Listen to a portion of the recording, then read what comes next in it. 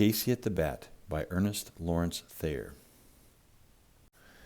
The outlook wasn't brilliant for the Mudville Nine that day. The score stood 4-2 with but one inning more to play. And then Cooney died at first, and Barrows did the same. A pall-like silence fell upon the patrons of the game.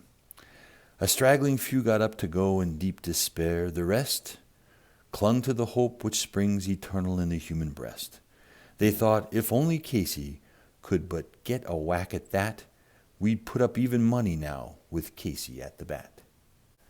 But Flynn preceded Casey, as did also Jimmy Blake, and the former was a hoodoo while the latter was a cake. So upon the stricken multitude the grim melancholy sat, for there seemed but little chance of Casey getting to the bat.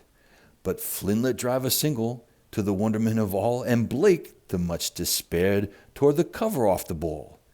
And when the dust had lifted, and men saw what had occurred, there was Jimmy safe at second, and Flynn a hugging third.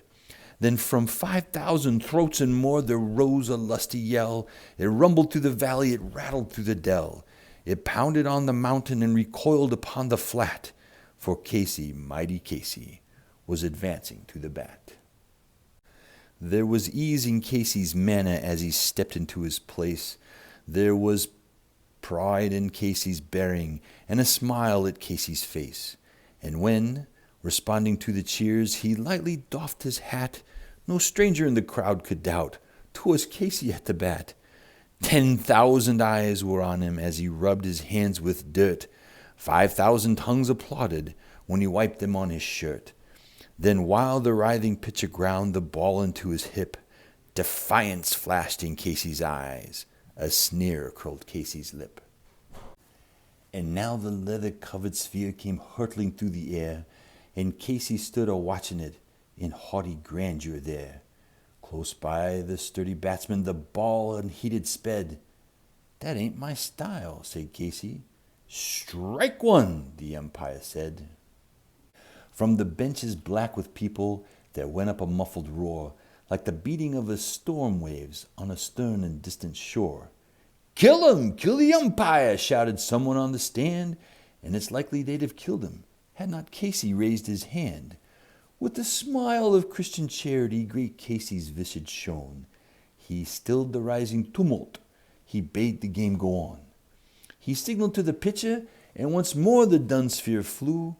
But Casey still ignored it, and the umpire said, "Strike two!" "Fraud!" cried the maddened thousands, and echo answered, "Fraud!" But one scornful look from Casey, and the audience was awed. They saw his face grow stern and cold, they saw his muscles strain, and they knew that Casey wouldn't let that ball go by again. The sneer has fled from Casey's lip, his teeth are clenched in hate. He pounds with cruel violence his bat upon the plate. And now the pitcher holds the ball, and now he lets it go. And now the air is shattered by the force of Casey's blow. Oh, somewhere in this favored land the sun is shining bright. The band is playing somewhere, and somewhere hearts are light. And somewhere men are laughing and little children shout. But there is no joy in Mudville. Great Casey has struck out.